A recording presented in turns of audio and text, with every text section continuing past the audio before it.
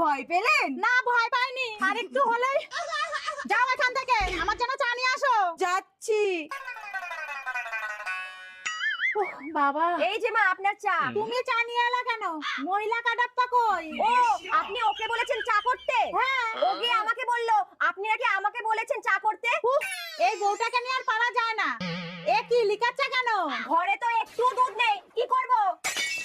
ছোট বৌমা, ছোট বৌমা, বলুন। একটা দুধের প্যাকেট নিয়ে আসো তো। এই নাও টাকা।